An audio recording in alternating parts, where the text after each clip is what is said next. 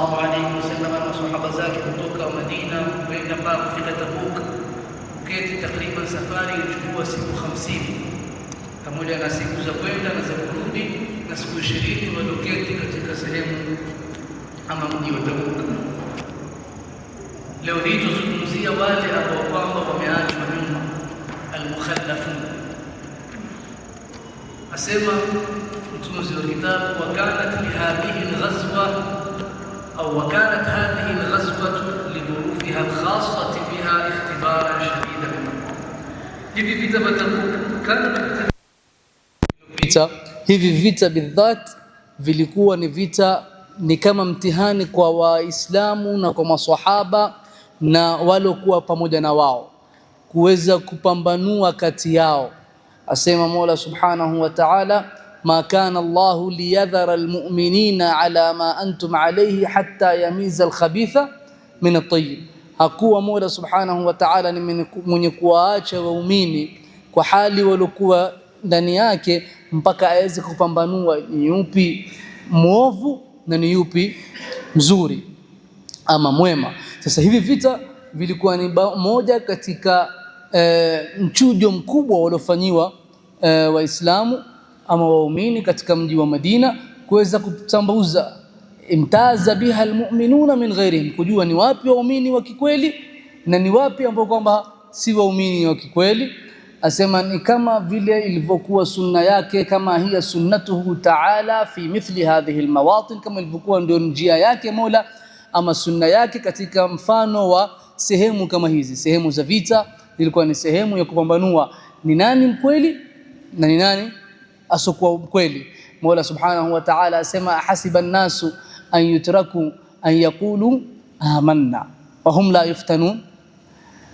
Watu wamedhania kwamba wao watawachwa waseme tumeamini alafu wasifitinishwe. Mola asema, wala qad fatanna, na hakika wallahi tumewafitini alladhina min qablihim, walikuwa kabla yao. Fala ya'lamanna Allahu alladhina sadaqu wala ya'lamanna alkadhibin. Mola akawajulisha watu, maana Mola yajua, lakini Mola hutambuza watu katika wakati wa mtihani, watu wakajua nani mkweli nani muongo. Asema faqad kharaja lihadhihi alghazwati kullu man kana mu'minan sadiqa, wametoka katika hivi vita kwenda kupigana kila alokuwa ni mu'min mkweli. Hatta sara takhallufu amaratan ala nifaqi rajul, hata mpaka ikafika kiwango ikawa yule alobaki nyuma hakuja katika hivi vita, basi ni dalili ya kwamba ni mnafiki. Fakana ar-rajulu idha takhallafa, ikawa mtu akibaki nyuma, wa dhakaruhu li rasulillahi sallallahu alaihi wasallam, wakawa watamtaja kwa mtume, Rasulullah fulani ambakia nyuma, mtume amwambia da'uhu, acheni, in kana bihi fa in yakun fihi khairun, ikiwa una khairi mtu huyu basi fasayulhiquhu Allahu bikum, Mola subhanahu wa ta'ala atamuunganisha na nyinyi, yani atawawahi njiani. Lakini ikiwa wa in yakun ghaira dhalika, ikiwa si hivyo, basi faqad arahakumullahu minhu, Mola atakuwa amewatosheleza shida zake. Ndio maana ukapata mfano wa Abi Dharr al-Ghifari, tulieleza habari zake.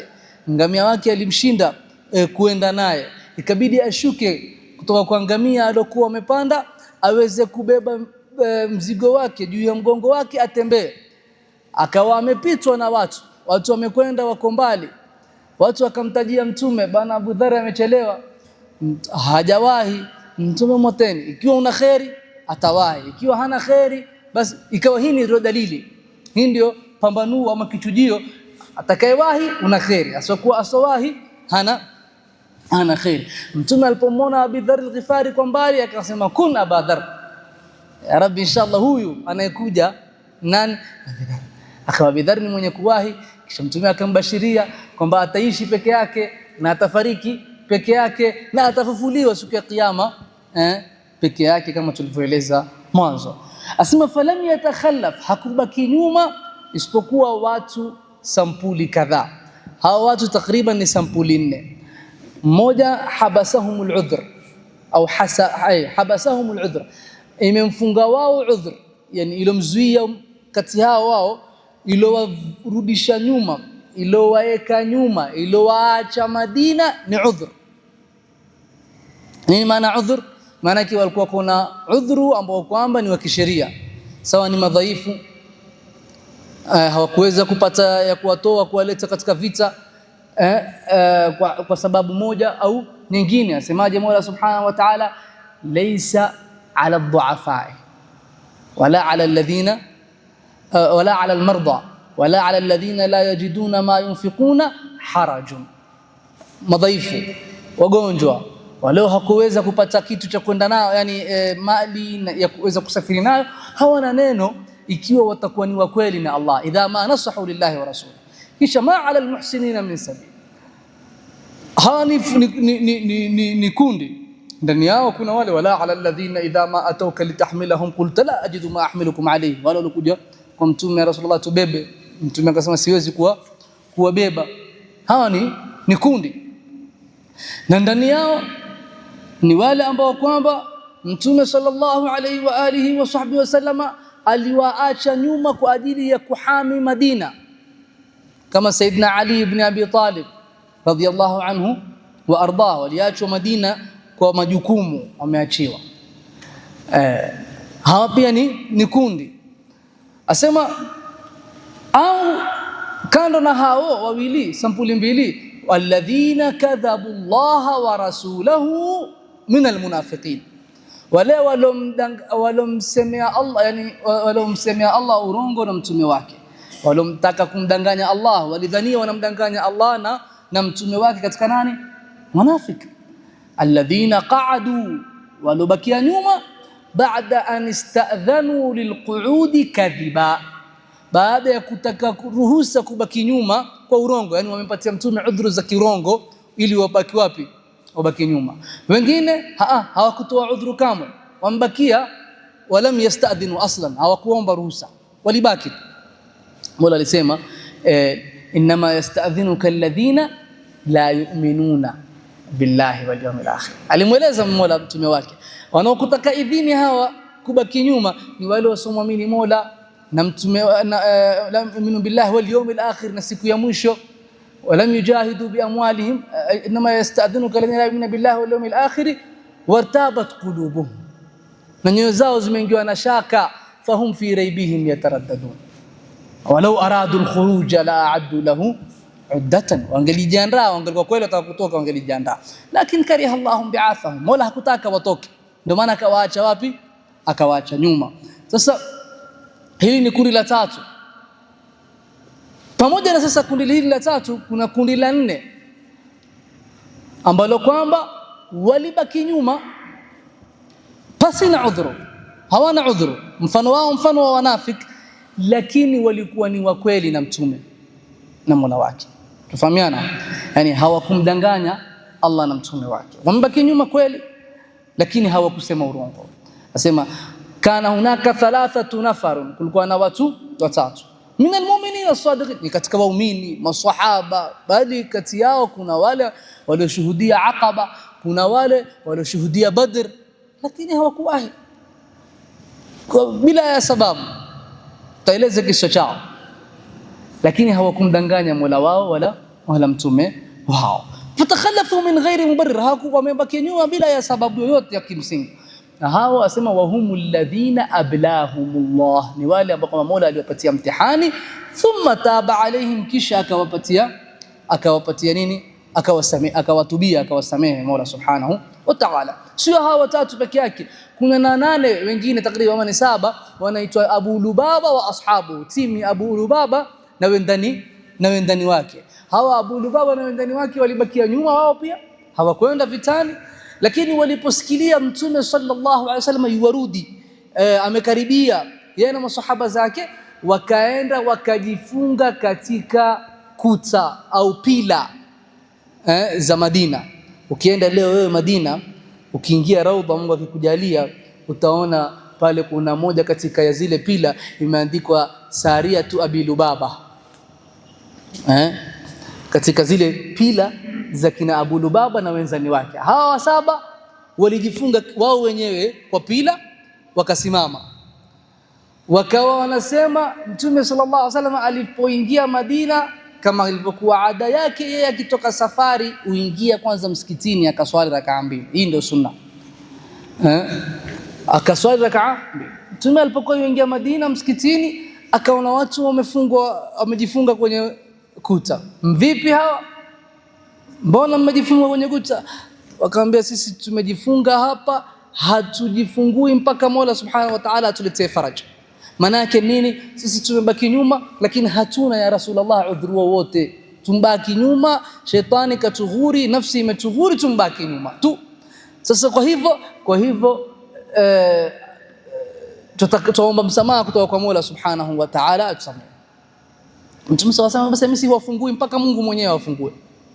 Na mimi siwafungui kamba walizojifunga katika kuta, katika pila, mpaka Mola Subhanahu wa Ta'ala mwenyewe aidhinie kuachwa huru hawa kutubiwa. Kisha baadaye haikupita muda mrefu au siku nyingi, Mola Subhanahu wa Ta'ala aliwasamehe hawa na akawaidhinia kuachwa warudi zao. Hawa ni watu 7, lakini katika hao kuna wale watatu ambao tutaeleza. Kabla hao watatu asema alipoingia, walamma dakhala Rasulullah al-Madina sallallahu alaihi wasallam, mtume alipoingia Madina, badaa bil masjid, kama tulivyoeleza, ameingia msikitini akaswali, fasalla fihi rak'atayn thumma jalasa linnas, kisha akakaa kuelekea watu. Wakaja wale nani?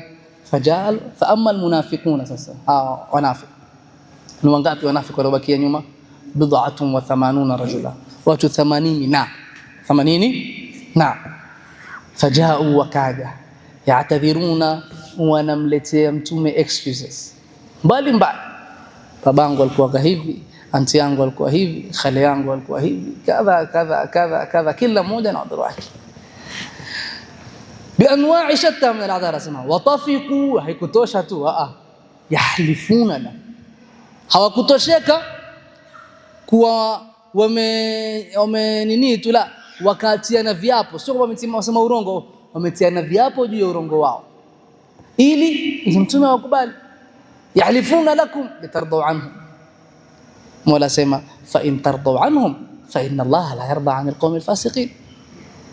Asema Mola hawa wanatia kiapo, ukutilia kiapo wewe Rasulullah ili uwe radhi nao, lakini hata wewe ukiwa radhi mimi siwe radhi. Fa inna Allah la yarda 'anil qawmil الفاسقين الأعراب أشد كفرا ونفاقا وأجدر أن لا يعلموا حدود ما أنزل الله على رسوله. Hivyo ndivyo anasema Mola Subhanahu wa Ta'ala. Lakini wale kina Abu Lubaba, Mola asemaje? Asema wa akharuna minhum khalatu amalan salihan wa akhara sayyi'an asa Allahu an yatuba alayhim. Hii ndio aya iliyoteremka hawa kupatiwa tauba, kusamehewa. Mola asema wa akharuna minhum, manake Mola katika hii aya alieleza wote hawa sampuli. Anasema sayahlifuna billahi lakum idha anqalabtum ilayhim litu'ridu anhum, takutilia kiapo hawa ya Muhammad, mtakapokwenda nyinyi takutilia kiapo ili muache nyuma. Fa in tu'ridu anhum litu'ridu anhum, sayahlifuna billahi lakum idha anqalabtum ilayhim litu'ridu anhum.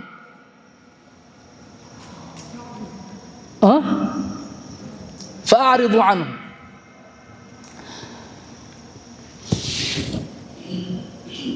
jazaan bima kanu ya'malun. Kisha Mola Subhanahu wa Ta'ala asema wa akharuna, hawa wengine kina Abu Lubaba, khalatu amalan salihan,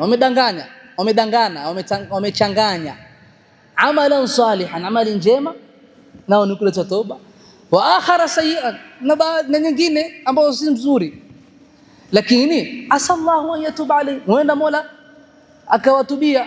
Sayyidina Abdullah ibn Abbas akasema Mola Subhanahu wa Ta'ala akisema asa an yatuba, maana shawatubia, ndio maana ile kwamba amewatubia. Hawa kina Abu Lubaba baada ya Mola kuwatubia wakaja baada ya Mola kuwatubia wakaja kwa Mtume sallallahu alaihi wasallam, Rasulullah, basi tunkuja na hizi, wakaleta sadaka. Yani wakaleta nini? Sadaka kwa Mola, kwa Mtume sallallahu alaihi wasallam. Ya Rasulullah, hizi sadaka zetu, madamu Mola ametusamehe, ametutubia, hizi sadaka zetu. Tunamwambia aya imeshuka tu ndio mmesamehewa, haijawaitisha sadaka. Ikashuka aya khudh min amwalihim sadaqatan tutahhiruhum wa tuzakkihim biha, tukua katika mali yao sadaka ambazo kwamba zitawatahirisha wao na zitawatakasa wao. Wasalli alaihim inna salataka sakanun lahum, ay waombee dua. Mola akawa Mtume akawaombea dua na akawaombea maghfira kutoka kwa Allah Subhanahu wa Ta'ala. Lakini wale munafikin walitia viapo mbalimbali ili wallahu wa rasuluhu ahaqqu an yurduhum, wala subhanahu wa ta'ala sema in kanu mu'minin. Lakini baada ya hapo zikateremka zile aya za suratu Tauba. Mtu akiwa ni mtu wa Madina akizisoma ajua hii ni ya huyu, hii ni ya huyu, hii ni ya huyu. Maana baada ya vita vya Tabuk, Mtume sallallahu alayhi kurudi, Uislamu ulipata nguvu na ulipata jina na ulipata ukubwa. Sasa ikawa tena hawahurumiwi tena wale wanafiki. Ilikuwa mwanzo wakifichwa, wakiachwa, wakinini, la ikaja aya usiombe msamaha. Akatazwa Mtume kuwaombea msamaha, istaghfir lahum au la tastaghfir lahum fa in tastaghfir lahum 70 maratan falan yaghfir Allahu lahum. Zikashuka aya usiwaswalie, wala tusalli alaihim la takum fi ya Abdullah ibn Ubay, wala tusalli alaihim. Mtume sallallahu aambiwa na Mola wake subhanahu wa ta'ala. Ndio maana sura at-Tauba katika majina yake inaitwa Al-Fadhiha, sura iliyofedhehesha wanafiki, ikawatambuza mmoja katika kila hali yake. Asema fakabila minhum, Mtume alikubali alaniyatahum, ile dhahiri yao. Walikuja kwa Mtume wakampatia udhu, Mtume akawakubalia. Wabayahum, na akawapatia bai'a tena kwamba wasiache tena kuenda jihad ikilinganiwa jihad. Wastaghfara lahum, akawaombea msamaha. Wawakkala sarairahum ila Allah, akazitegemeza nyoyo zao yalomo ndani ya moyo wao kwa Mungu, kwamba Mungu ndiye subhanahu wa ta'ala ajua uhakika wao. Kwa sababu kama kiongozi laka dhahir, wewe hukumu lako ni kuhukumu nini ile kwa dhahir, wewe hujapewa hukumu ya batin. Amma an-nafaru thalatha, ama wale watu watatu katika waumini wa kweli, min al-mu'minina as-sadiqina, nao ni nani? Ka'b ibn Malik wa Murara ibn Rabi' wa Hilal ibn Umayya. Ka'b ibn Malik ni katika wale 12 waliohudhuria bai'atul Aqaba kabla atakiwa Makkah, katika watu ambao kwamba Ka'b ibn Malik katika masahaba watukufu mno sana, katika masahaba waliokuwa na jalad na nguvu katika dini, katika masahaba walikuwa ni mashairi wakubwa, bali baadhi ya wanazuoni wa mashairi walikuwa wakilinganisha mashairi yake na ya Hassan katika ritha. Alikuwa ritha Kiarabu, katika lugha ya Kiarabu mashairi yana malengo, yani kuna mashairi ya kutusi, kuna mashairi ya kusifu, kuna mashairi ya kupeana ta'zia, ndio maana ya ritha, ya kuomboleza, si ndio? Ritha. Sasa huyu alifanyia ritha masahaba wengi sana, kina Saidina Hamza, kina nane, na shairi zake zilikuwa ni shairi nzito, bali Mtume akizipenda alikuwa akija kaambia, wewe ndio ulikuwa ukisema ile beiti inaanza na za'amat sakhimatu, ambia Rasulullah. Kisha Mtume umbadilishia, ambia hapo fanya hivi, ongeza neno hili, unaje ukibadilisha neno hili kwa neno hili. Akawa mtu katika maansar walikuwa na nafasi katika jamii. Alikuwa ndugu yake alomuunganisha naye Mtume sallallahu katika muhajirina ni Talha ibn Abdullah. Sasa alikuwa ni mtu wa maana sana katika masahaba, katika maansar. Lakini wacha yeye mwenyewe atueleze habari za kubakia kwake nyuma. Yeye mwenyewe aeleza, manake kijana chake alikuwa baada ya babake kuwa mgonjwa katika uzee wake, alikuwa yeye ndio yuko na yeye, alipokosa macho Saidina Ka'b katika mwisho wa umri wake, mtoto wake akawa ndio yuko na yeye akimwangalia.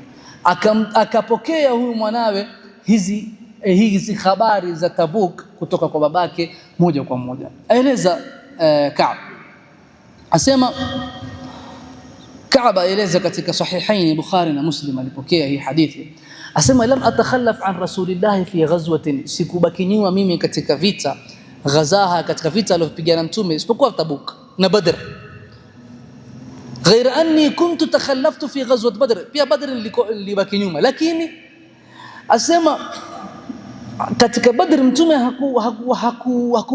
hakumlaumu yoyote aliyobaki nyuma, Kwa nini? Kwa sababu haikujulikana watu waenda kupigana vita, walikuwa wametoka kwa ajili ya msafara wa nani? Wa Makureish. Ikabadilika ikawa ni vita. Asema lakini mimi nimeshuhudia, nimehudhuria na mtume bai'at al-Aqaba, ambao kwamba ni tukufu kuliko Badr. Ni vile Badr ina utajo mwingi kwa watu, lakini sisi tulikuwa ni watu 12 tulijificha, tukatoka Madina mpaka Makka, tukaenda kwa mtume, tukampatia bai'a, ndo tukamkinaisha mtume aje zake wapi? Aje zake Madina. Tulipokuja Madina tukafanya kazi ya kusilimisha watu, ya kuwa hivyo ahlul bai'at al-Aqaba si watu wachache. Asema wama uhibbu an li biha mashhad Badr, na sitamani mimi ningelikuwa yani ningeamua choose one of them baina ya Aqaba na baina ya Badr, nikachukua Badr, la ningebaki tu na ile yangu ya Aqaba. Aeleza yeye mwenyewe. Asema mpaka tukaja kuwa na nguvu katika Uislamu. Wakana min khairi anni lam akun qattu aqwa wala aysara hina takhallaftu anhu fi tilka alghazwa, ay ghazwati Tabuk. Asema mimi hakuna kipindi nilikuwa na uwezo na nina nguvu kama wakati wa vita vya Tabuk. Nikabaki nyuma.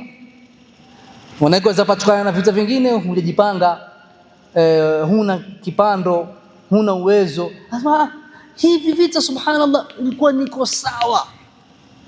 Kama ni mafuta niko nayo, kama ni gari ipo, yani niko sawa mimi kwenda katika vita kama hivi. Lakini ni mtihani Mola subhanahu wa ta'ala alimpatia.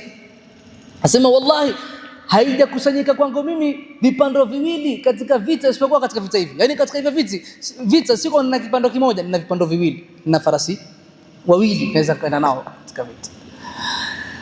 Asema na hakukuwa na vita isipokuwa mtume akifanya tauria kama tulivyoeleza, akificha, yani akisema haelezi tuenda wapi exactly. Isipokuwa vita vya Tabuk alieleza tuenda wapi, na akahimiza watu wafanye bidii kujiandaa.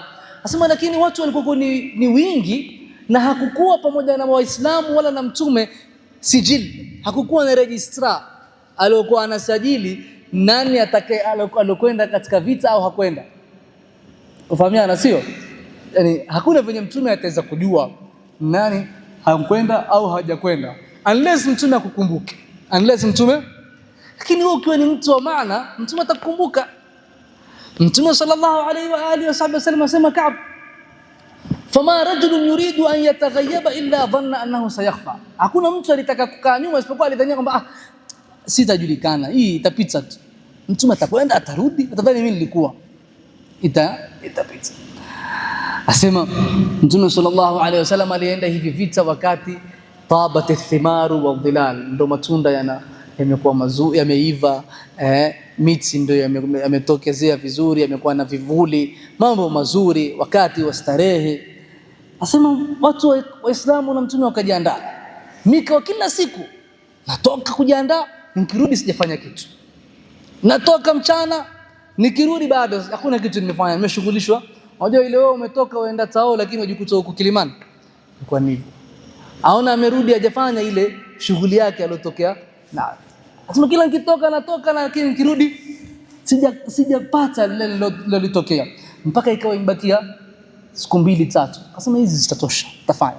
Kawa natoka pia narudi bado. Asema mpaka watu Waislamu na mtume wakawa wameanza kutoka, wakisafiri waenda zao vitani.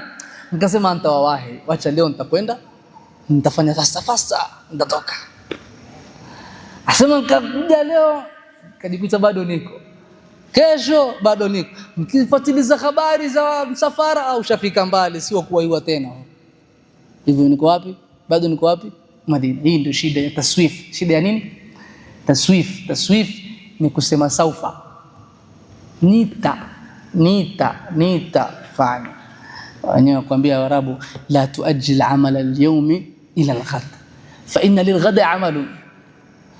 Usiakhirishe amali ya leo kufanya kesho. Kwa nini? Kwa sababu kesho ina kazi yake. Ile kesho ilikuwa haikuja tu. Ile kesho haikuja, iko na task yake. Sasa ikiwa kweli wewe ni mtu mpangaji wa mambo yako, uko na task yako Monday, Tuesday, umejipanga Sasa wewe ukisema hii amana nitaipeleka Tuesday, na Tuesday unakuja kuwahi, kuna jambo lake, si ndio? Unless wewe ni mtu hoi hujijui uko wapi, waenda leo itakavyokuwa inkuwa, kesho itakuwa. Nasema nikabaki nyuma. Baada ya siku 2 sikuwahi tena, safari imekwenda, nikatoka Madina. Fakuntu idh kharajtu fi nnasi ba'da khuruj rasulillah, idha kharajtu fi nnasi, nikiwa nitoka mimi kwa watu mjani Madina. Fatuftu fihim, nikawa nazunguka. Ahzanani, na nilitia huzuni mimi zaidi. Kitu gani? Asema ni kwamba sijaona katika Madina isipokuwa mtu ambaye kwamba ni mnafiki au mtu ambaye kwamba dhaifu. Sasa nikajiuliza, mimi ni mnafiki au dhaifu? Sasa nilitia dhiki mimi, angalau ningelipata na fulani na fulani na fulani, tuko kikosi, angalau sote tumbaki nyuma. Ngasema basi peke yangu hali si mbaya, lakini nikitoka fulani huyu ni mnafiki, fulani hata hali yake maskini haimruhusu. Asema mpaka Mtume akafika wapi? Tabuk. Alipofika Mtume Tabuk, akamuulizia Kaab. Kuna ile wakati asema jamaa meneja hata jua leo umekuja, leo ndo wauliziwa, siku zote hakuulizii, lakini leo tu ndio subhanallah imemklika akakuulizia. Basi ikamklika Mtume siku hiyo, akamuulizia Kaab wapi? Ma faala Kaab ibn Malik? Mmoja katika Bani Salama akasema, ya Rasulullah, habasahu burdahu wa nadharuhu fi itfihi, ilomwacha nyuma Kaab ni nguo zake zile nzuri nzuri 2, na blanketi zake zile nzuri nzuri, yani kwa maana starehe ndio ilomwacha nyuma. Huyu kidogo aliongeza gea kiasi. Saidina Muadh ibn Jabal akakasirika, akamwambia, bisa ma qulta, wallahi ya Rasulullah ma alimna alayhi illa khaira. Ya Rasulullah, hatumjuli, yani hakuna, yani leo tunalojua kuhusu huyu Kaab ni kwamba ni mtu wa khair, haiwezi kwamba ni tumekanyamaza. Sallallahu alaihi wasallam akumjibu akapitisha. Asema Kaab aliposikia habari Mtume yuarudi, qad tawajjaha qafilan min Tabuk, yuarudi sasa. Asema hadarani hamd, ile sasa stress yote sasa ndio imekusanyika kwangu. Fatiftu atadhakkaru alkadhiba au fatafiqtu atadhakkaru alkadhiba, nikaanza sasa kuunda ile story. Lazima ujue story, lazima uipange, sio ukiulizwa hapa inakuregesha huko.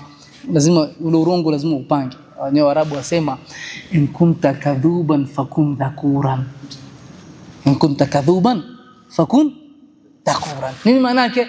Ukiwa wewe ni mwingi wa kusema urongo, kuwa ni mwingi wa kukumbuka.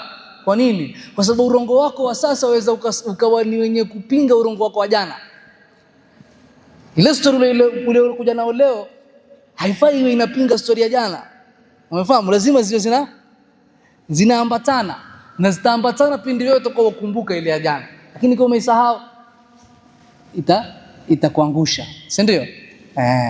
Asema wa aqulu, nikawa najiuliza, bima saakhruju min sakhatihi ghadan, kesho Mtume akija sallallahu alaihi wasallam nitajitoa vipi katika hasira zake? Asema wasta'antu ala dhalika bikulli dhi ra'yi min ahad, nikataka msaada kwa kila mwenye najua huyu ana akili, ana rai mzuri, aweza nipatia na mshauri, vipi unaonaje, niseme vipi, nipange hivi au mpange hivi, nipange hivi.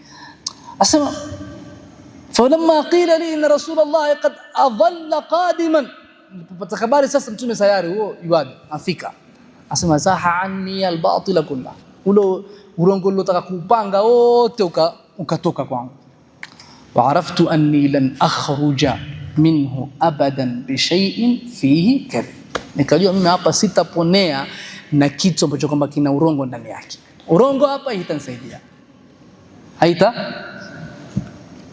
Asema fa ajma'tu sidqahu, nikakusanya kwa mimi sasa, nikatia azima kwa mimi nitamwambia tu ukweli Mtume. Asema wasabbaha Rasulullah sallallahu alaihi wasallam qadim, asubuhi Mtume akaingia. Wakana idha qadima min safarin, kama kawaida akija kutoka safari ingia msikitini, akaswali rak'a 2, watu wakakaa, wakaja wale waliobakia nyuma kila mmoja na hoja yake. Asema mtume akawakubalia wote kama tulivyoeleza baada ya hapo. Asema fajitu, sasa mimi nikaja mwenyewe. Haditha kadhibin tarda bihi, wa ukawa umeridhia na maneno yangu hata kama ni ya urongo, la yushikanna Allah wa yuskhitaka alayya, huenda Mola akakufanya wewe unikasirikie mimi. Yani huenda kukateremka wahi, na kweli kukateremka wahi. Mfahamu? Sababu wewe fil akhir ni mtume. Leo nikikupitisha hivi, kesho utajua. Kama kiongozi mwingine unajua kiongozi hakuna wahi utamshukia. Asema lakini wala in hadathtuka haditha sidqin, lao nitakupatia habari za kweli, tajidu alayya fihi, utanikasirikia. Lakini inni la arju Allah an yafu anni, inni la arju fihi afu Allah, lakini mimi natarajia katika huo ukweli nitakaokuambia wewe nipate msamaha wa Mungu subhanahu wa ta'ala. Kisha akamwambia ule ukweli, akamwambia wala wallahi ma kana li min udhrin, sikuwa na udhuru wote ya Rasulullah. Wallahi ma kuntu qattu aqwa wa aysara minni hina takhallaftu anka, sikuwa niko na nguvu katu kabla ya hapo, wala niko na wasaa katu kabla ya hapo, siku nilobaki nyuma katika vita vya Tabuk. Mtume akaniambia, faqala Rasulullah, mtume akasema, amma hadha, huyu faqad sadaqa, amesema ukweli. Faqum, nenda hatta yaqdi Allahu fika, mpaka Mola subhanahu wa ta'ala atoe hukumu yake kwako.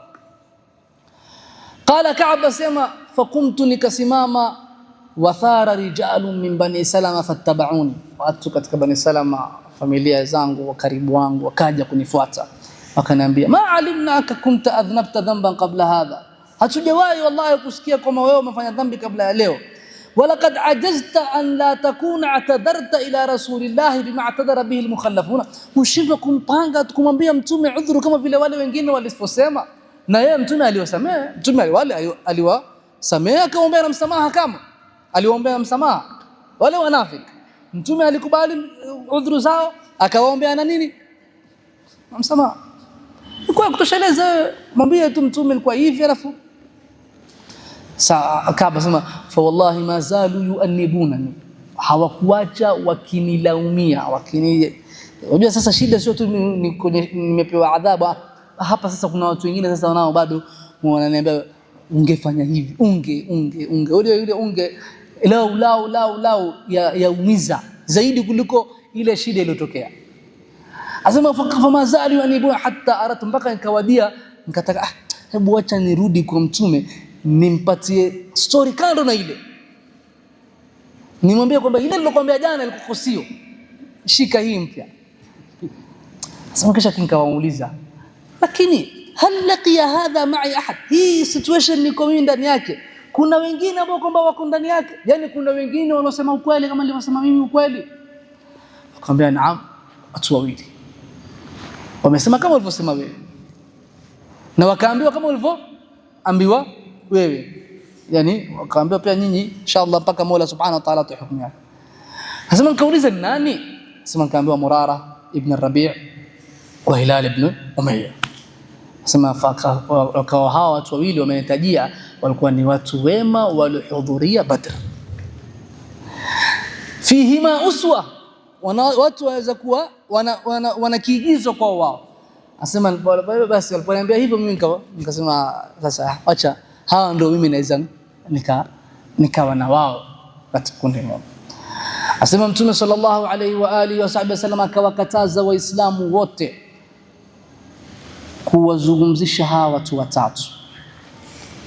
Watu wakakaa mbali na sisi, wakabadilisha uso wao, hawatuchekei, hawaregeshi salamu.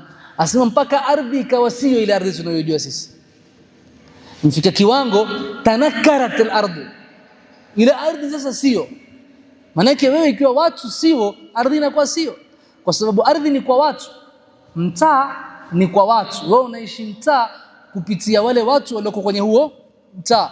Mimi leo naishi South B kwa sababu watu wa South B ni watu wa sampuli fulani mathalan, au naishi hivyo, unaishi sehemu kwa sababu ya wale watu wanaoishi pale sehemu. Asema falabithna ala dhalika 50 layla, sio siku 2 3 4 5, la, siku ngapi? 50. Ama sahibaya, wale wendani wangu wawili Murara na Hilal, fastakana walidhufika, waqa'ada fi buyutihima yabkiyan, waliketi nyumbani mwao wakiwa wanalia, au kutoka kama siku zote hizo ambakia nyumbani. Ama mimi fakuntu ashabba alqawmi wa ajadam, mimi ndo kijana katika wale ukiangalia ni wazee, mimi ndo kijana na mimi ndo nilikuwa na subra ya yani na nguvu ya kuvumilia. Ingawa sasa sitosheke na kukaa nyumbani, natoka naenda msikitini, nahudhuria kuswali jamaa na watu, angalau mmoja nisalimie, mmoja yani sio ile acha akatoka akaenda kutembea, asema wa atuf fil aswaq, natembea sokoni, inshallah mpate mtu anisalimie. Hakuna mtu ananiongelesha. Nikaja kwa mtume namsalimia akiwa baada ya swala, sema faqulu fi nafsi, ikawa najizambilia baada ya kumsalimia mtume, hal haraka shafataihi birad salam alayhi, mtume zakuwa kidogo labda sijaona mimi, nikawa sema najiuliza ile the way amempepesa kanwa lake, zakuwa amenijibu salamu ama hajanijibu, najiuliza sasa. Asema kisha naswali karibu na yeye, namwangalia ile naibia, asema naibia kumwangalia, wa usariquhu an-nadhara, naibia kumwangalia mtu. Asema sasa angalia, asema fa idha aqbaltu ala salati nadhara ilayya, nikielekea qibla vizuri na swali mtume yoniangalia. Asema fa idha hatta idha wa idha iltafattu nahwa wa arada anni, nikigeuka kumwangalia kama kweli yoniangalia, naona anageuza mtume sallallahu alayhi wasallam uswaki, aniangalia tena. Asema hatta idha tala dhalika alayya min jafwati almuslimina, ipokuwa sasa imenidhiki, sasa hakuna anayesalimia, waislamu wote wamenikata. Mashaitu, nikakwenda hatta tasawwartu jidara haiti abi qatada, nikakwenda nikaruka ukuta wa bustani la abi qatada, na abi qatada ni ibn ammi yake, ni first cousin wake. Sasa asema nikaruka fence ya ukuta wa garden ya abi qatada, kwa sababu nikimbishia hata nifungulia, kwa hivyo ikabidi nifanyeje, niruke fence. Nikaruka fence nikaingia kwa abi qatada, nikaja nikamwambia, nikamsalimia, hakunijibu. Nikamwambia aba qatada, unshiduka Allah au unshiduka billah, hal ta'lamuni uhibbu Allah wa rasulahu, na kuapisha kwa Mungu na kutilia kiapo, je, wajua kwa mimi nampenda Mungu na mtume wake? Yani mimi wanijuaje kama mimi ni mtu nampenda Mungu na mtume wake? Anyamaza Abu Qatada. Nikarejesha swali, anyamaza. Nikarejesha mara ya tatu, akanijibu Allah wa rasuluhu a'lam. Allah wa rasuluhu. Asema Ka'b, fafadat aynaya, sasa hapa ndio kweli nikaanza kulia, watawallaitu, nikarudi zangu, nikatoka. Sasa nikiwa nimetoka kwenye ile garden la Abi Qatada, natembea Madina, katika masoko ya Madina. Asema idha nabtiyun min ambati Sham, yani moja katika watumwa wa Sham, yani katika wafanyikazi wa Sham, katika wafanyikazi wa Sham, mimman qadima bit-ta'am yabi'uhu bil Madina, amekuja na chakula auza Madina. Huyu ankuja yakulu, akiuliza katika masoko ya Madina, man yadullu ala Ka'b ibn Malik. Angalia mtihani, isitoshe watu wanisalimia, huyu ankuja kutoka Sham, auliza nani atanielekeza mimi kwa Ka'b ibn Malik. Nikipita hapo moja akaniashiria hivi, ndio huyo. Asema akanifuata, asema akija akinifuata akanipatia barua. Nikifungua barua yatoka kwa mfalme wa Ghassan, mamlaka ya Ghasasina hawa katika viongozi wa Sham, viongozi wa Sham katika manasara wa Sham walikuwa chini ya uongozi wa Rum. Asema nikifungua, amma ba'du fa innahu qad balaghani anna sahibaka qad jafaka, nimepata habari kwamba rafiki yako amekuacha. Yani rafiki yake Mtume sallallahu alaihi wasallam, walam yaj'alka Allahu bidari hawanin wala madiya'atin, na Mungu subhanahu wa ta'ala hajakuweka katika hali ya udhalilifu wala ya kuachwa. Wewe si mtu wa kuachwa, wewe si mtu wa kuachwa hivi hivi tu, yani mtu wa sawa sawa. Njoo falhaq bina nuwasika, njoo kwetu tutakupata. Hawakutambui, Mfahamu sio? Hawajui wewe kima yako na value yako. Lakini una value. Sema hajui wao, hawajui value yako. Njoo kwetu sisi tutambua wewe ni mtu sampuli gani. Sasa hebu niambie wewe ungefanyaje? Hapa watu wakuongeleshi, kila mmoja amekukazia, una mtihani yamekukwama, alafu upata offer. Maana ukienda pale ufanye kiongozi, umepata offer moto ambapo kwamba ni yenye kughuri. Sema nilipomaliza kusoma nikasema wa hadha aidan min albala. Hii pia katika mtihani nilopata, sio tu ile hii nayo mtihani mwingine. Nasema nikaenda mpaka kwenye tanur, kwenye oven. Tanur sio oven hii, maana yake tanur ni ile oven, ni moto uliowekwa chini, unachimba ardhi, unawasha moto. Nasema nikaenda pale nikaichoma ile barua ili nafsi yangu baadake binadamu nafsi yake ya mhadithia. Yani naweza nikakaa kama dakika 5 nasema I have to reconsider this. Acha hebu nifikirie tena. Hii inaweza kuwa.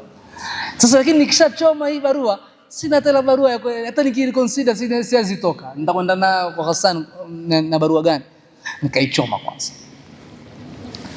Sasa sitoshe, ilipofika sasa siku 40 mtume akatoa amri nyingine.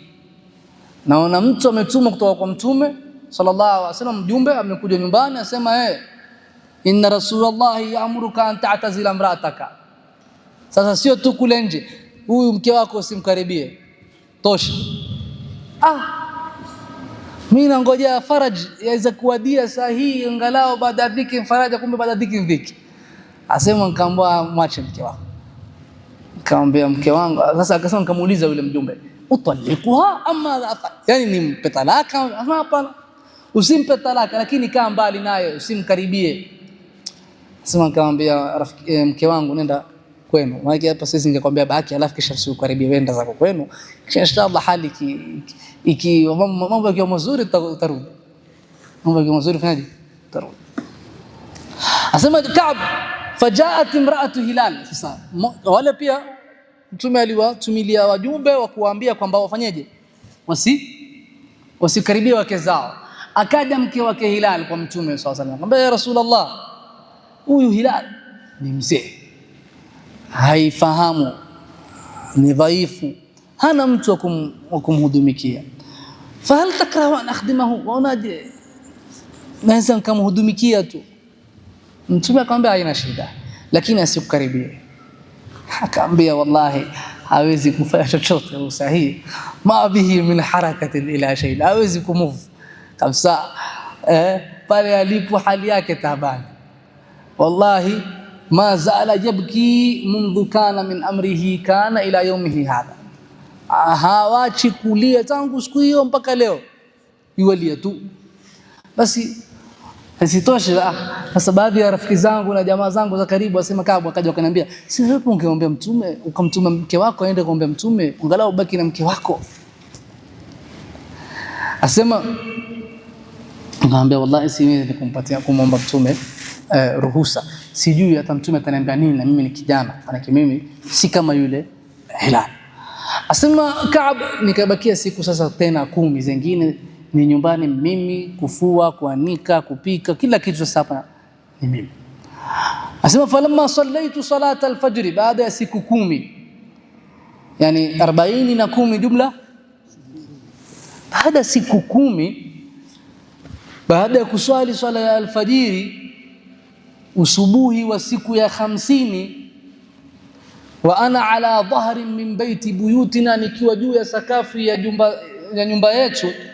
Fabaina ana jalisun ala alhali adhkuru Allah, nikiwa nimeketi katika hali hiyo namtaja Mungu. Qad daqat alayya nafsi yangu imenidhiki, wa daqat alayya al-ardu bima rahabat, ardhi imekuwa ni dhiki, pamoja na kwamba ni pana, lakini imekuwa ni dhiki kwangu mimi.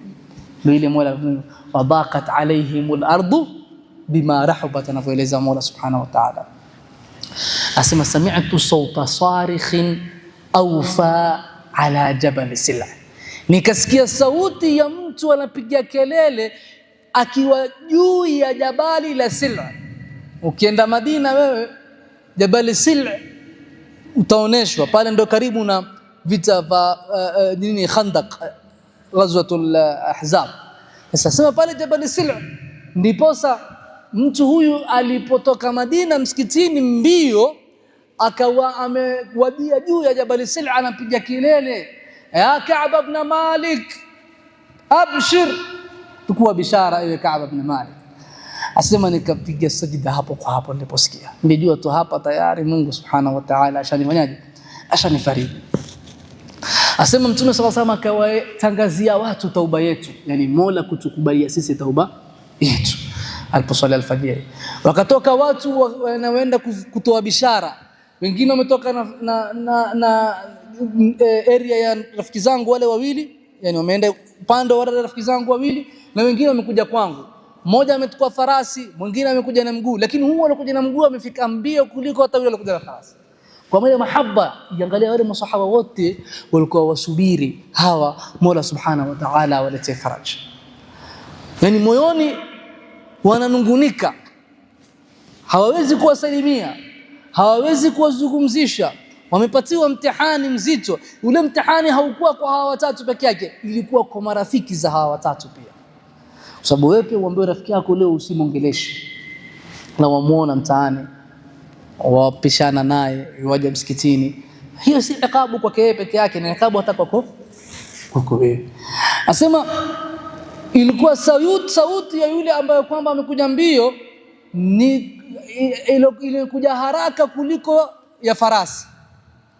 Alipokuja sasa yule aliyosikia sauti yake, nikamvulia nguo zangu mbili nilikuwa nimezivaa, nilikuwa sina zingine, nikampatia kwa ile bishara aloniletea, kisha nikaazima nguo zingine kwenda kwa Mtume sallallahu alaihi wasallam. Hivi ndivyo Waarabu na Waislamu na Sunna, ni mtu akikuletea bishara mpe bishara. Fahamu, sio asante, mashallah upata mtoto, asante. Kitu mtu amekuja kuletea habari, umefaulu, umepita mtihani, ndio yeye wa kwanza kukuletea bishara hiyo, habari ya kwanza unaipata kutoka kwake yeye, mpe kitu. Sunna. Fahamu. Asema nikaazima nguo mbili nikaenda kwa Mtume sallallahu alaihi wasallam. Asema fayatalaqani nasu fauja, watu kwa wananikabili, wananipokea makundi kwa makundi, wakinipongeza kwa ajili ya tauba nilopata, wakiniambia litahnaka taubatallahi alayka, iwe ni khairi kwako tauba ya Mola subhanahu wa ta'ala, iwe ni pongezi kwako tauba ya Mola kwako wewe. Hata mpaka nikaingia msikitini. Asema nikampata Mtume ameketi fil masjid wa hawlahu an-nas, wakiwa pamoja na yeye watu. Asema faqama ilayya Talha ibn Ubaydillah, yule ndugu yangu yuharwili wakija mbio, hata safahani, mpaka akanipa mkono, wa hanani, akanipongeza. Asema wallahi ma qama ilayya rajulun min al-muhajirin ghayruhu, hakuna aliyesimama katika muhajirin isipokuwa li Talha ibn Ubaydillah, wala ansaha li Talha, na mimi siwezi sahau hii mawqif kwa Talha. Asema nikaja nikamsalimia Mtume sallallahu alaihi wasallam. Asema wa huwa yubriqu wajhuhu min as-surur, ukiwa Mtume sallallahu alaihi wasallam uso wake unameremeta kwa furaha ya hata Mtume manaka sallallahu alaihi wa alihi wasallam akiwa akisubiri hii bishara kutoka kwa Mola subhanahu wa ta'ala ya kusamehewa kipenzi chake Ka'b bin Malik na ndani wake. Asema Mtume akaniambia, abshir bi khairi yawmin marra alayka mundu waladatka ummuk, tukua bishara kwa siku bora iliyokupitikia wewe tangu mamako akuzae. Lakini hakuna tangu siku mamako akuzae mpaka leo, hakuna siku bora kwako wewe Ka'b kama siku hii. Nikamwambia Mtume, Rasulullah, hii yatoka kwako kama kwa Mungu kwanza? Amin indika ya Rasulullah am min indillah? Mtume akamwambia la, bal min indillah, hii bishara kutoka kwa Mola subhanahu wa ta'ala. Asema aeleza sasa Ka'b vipi Mtume ana react akiwa na furaha. Asema wa kana Rasulullah sallallahu alayhi wasallam idha surra, alikuwa Mtume akiingiwa na furaha, istanara wajhuhu hatta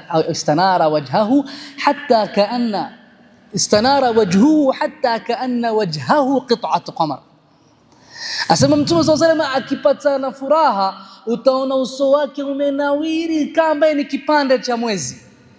Yani mwezi unaona unavonawiri, unavong'ara, utaona Mtume akiwa na furaha uso wake kama mfano wa mwezi. Bal ashad sallallahu alayhi wa alihi wasallam, kama ile hadithi ya yule sahabi asema nilikuja na Mtume sallallahu alayhi wa alihi wasallam fi laylatin udhiyan, ile katika usiku ambao kwamba kiwingu kiko safi, ambao kwamba ni usiku wa 14 wa 14, faja'altu anzuru ila wajhi rasulillahi wa ila al-qamar au ila al-badr, nikawa naangalia mimi uso wangu, mara naangalia Mtume kwanza uso wake, kisha naangalia ule mwezi wa 14, mwezi uliokamilika, naangalia uso Mtume, naangalia na mwezi. Asema fa idha bi rasulillahi sallallahu alayhi wa alihi wasallam awda min al-qamar, uso Mtume sallallahu alayhi wasallam unang'ara zaidi kuliko mwezi sallallahu alayhi wa alihi wa sahbihi wasallama. Asema sasa wa kunna na'rifu dhalika minhu, tutaka kujua Mtume amefurahi tutaona nuru kwenye uso wake. Kwa hivyo Mtume sasa furaha yake ilikuwa ni nyingi kwa masahaba zake kupata tauba kwa Mola Subhanahu wa Ta'ala. Kisha nikamwambia ya Rasulullah, inna min taubati an khali'a min mali sadaqatan ila Allah wa ila rasulih, katika tauba yangu ni kama mimi nitoe mali yangu yote kwa ajili ya Mungu na mtume wake. Leo hakuna kitu tuliza moyo wangu mpaka nitoe mali yangu yote. Mtume anambia amsik alayka bi ba'd malika fa huwa khairun lak, bali bakisha kidogo itakusaidia mbeleni. Qultu, nikamwambia Mtume basi mimi nazuilia lile fungu langu katika Khaybar, lakini kando na hiyo yote natoa. Kisha nikamwambia ya Rasulullah, inna Allah inma najani bisidq. Hapa ndipo marbatul faras. Anamwambia Mtume ya Rasulullah, hakika Mola Subhanahu wa Ta'ala ameniokoa mimi kwa ajili ya ukweli niliosema. Wa inna min taubati, na katika sharuti za tauba zangu nilosema, inni la uhaddithu illa sidqa, baada ya leo mistasema isipokuwa ukweli. Ma baqitu, maisha yangu yote, fa wallahi ma alimtu anna ahadan min almuslimina ablahu Allah ta'ala fi sidqi alhadithi mundu dhakartu dhalika li rasulillahi ahsana mimma ablani Allah ta'ala bi. Sijapata kuona mtu katika Waislamu Mola Subhanahu wa Ta'ala amempatia mtihani ya kusema ukweli baada ya yale maneno niliyomwambia Mtume, kama nilivyopatia mimi mtihani. Yani nilipewa mtihani vipi kila wakati niwe sina budi kusema ni ukweli. Manake ni mtihani kuchukua ahadi kwamba wewe utasema ukweli tu. Kuna wakati utaka kupita, si mtume, manake ni watu wa kawaida, ni mambo ya kidunia, wataka kupita wewe. Lakini mimi nimechukua ahadi kwamba Mungu akinitubia nitasema ukweli tu.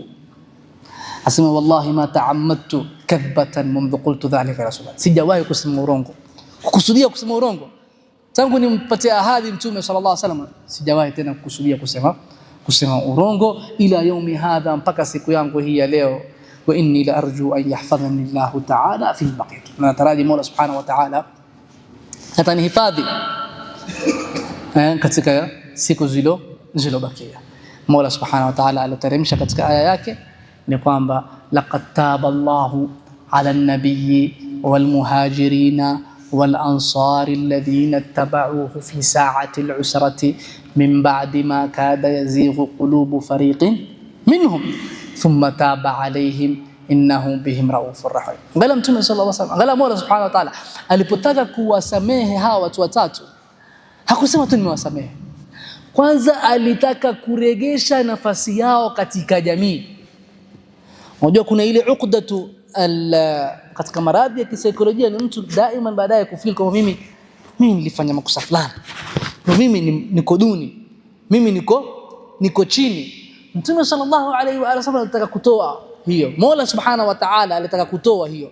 Akaanza kwanza kueleza kwamba Mola amewasamehe Mtume, yani laqad taba Allahu ala an-nabii, kuonesha hawa watatu kwamba nyinyi mko katika grupu hili.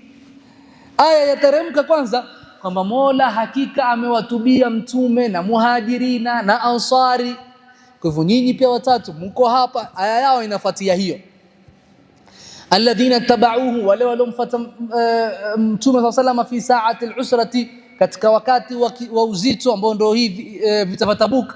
min ba'di ma kada yazighu, baada ya kuwadia, kukaribia, kupotea nyoyo ya kikundi ama kipote kati yao wao, kisha Mola thumma taba alaihim, kisha Mola akawatubia hao, innahu bihim raufur rahim, hakika Mola subhanahu wa ta'ala kwa wao ni mwingi wa huruma na ni mwingi wa rahma.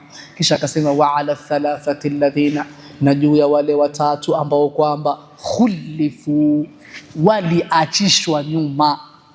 Mtume Mola subhanahu wa ta'ala hakusema takhallafu, angalia tofauti.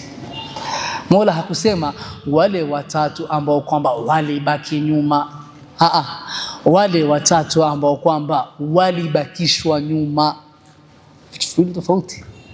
Kwamba kule kubakishwa nyuma haikuwa katika uwezo wao, ni Mola alijalia katika kadari yake na hukumu yake kwamba hawa wasiwe na budi wabakishwe nyuma. Si kwamba ni watu wametia azma kubakia nyuma, haikuwa nia yao wao kubakia nyuma. Ala thalathati alladhina khulifu hatta idha daqat alayhim al-ardu bima rahabat, paka ile ikadhikikana ile ardhi, pamoja na kwamba ilikuwa ni pana. Wadaqat alayhim anfusuhum, na nafsi yao ikawa ni dhiki juu yao. Wadhannu ay watayaqan, wadhannu ni kwamba wakawa na yaqini an la maljaa min Allahi illa ilayhi, kwamba hakuna pa kurudia kwa Mola isipokuwa kwake. Yani hakuna pa kujitoa kwa Mola isipokuwa kwake, hakuna pa kuponea kwa Mola isipokuwa kwake. Yani ikiwa nataka mimi hapa niponee, lazima rudi kwa Allah tu, ni huku tu, sina kwingine. Ndio ile mwanadamu akifanya maasi, yaqini yake ni kwamba la malja wala manja minka illa ilaika, ya Rabbi, hakuna wa kurudiwa na hakuna wa kuponea kwake kutoka kwako wewe isipokuwa kwako. Yani mimi ninakosea wewe na wewe tu ndio utanisamehe, hakuna mwingine atanisamehe. Nilomkosea nani? Ni wewe ya Rabbi. Na wakusamehe hakuna mwingine mimi nitakwenda kwake atanisamehe, ni wewe tu. Kwa hivyo hii issue iko kwako peke yako ya Rabbi. Yaqini yao ilikuwa hivi. Kisha thumma taba Allahu alayhi, kisha Mola akawatubia ili liyatubu, ili wapate kutubia. Hivyo ili wao utubie ni kwanza Mola akutubie. Fahamiana Kiswahili? Ili wewe utubie ni Mola akutubie. Ni maana yake ili wewe utake kufanya tauba ni Mola aandae moyo wako kutaka kurudi kwake. Alokupatia ilhamu wewe kufanya tauba nani? Ni Allah. Na Allah hakupatia ilhamu ya wewe kufanya tauba isipokuwa akiwa yuko tayari kukutubia, kukubali tauba yako. Umeona, si ndio? Kwa hivyo pindi unaporudi kwa Mungu ukaomba ya Rabbi nisamehe, nitubie, jua kwamba aslan Mungu alikuwa yuko tayari kukutubia, ndio akakutuma, akaingiza katika moyo wako haraka na mashair ya kutaka kurudi kwake. Yaktuqbilu ala Allah indama yuqbilu alayka. Wewe wamkabili Mola, waelekea kwa Mola, wafanya taa, wafanya ibada pindi Mola anakupatia idhni wewe kufanya ibada. Ufanye kutoka kwa kichwa chako wala kwa uwezo wako wala kwa nguvu zako. Ni Mungu anakutaka uingie katika msikiti wake, katika nyumba yake, anakutaka usimame mbele yake, uswali mbele yake. Ni tawfiki. La haula wala quwwata illa wama tawfiki illa. Kitambua hivyo basi mambo yako mazuri. Asema Ka'b, fa wallahi ما أنعم الله علي من نعمة قط بعد أن هداني الإسلام أعظم في نفسي من صدقي لرسول الله أن لا أكون كذبته. أكون نعمة Mungu alinipatia baada ya Uislamu kama neema ya kamili nimwambia mtume ukweli. Kwa nini? Kwa sababu wale wanaosema urongo Mola aliwafadhihisha.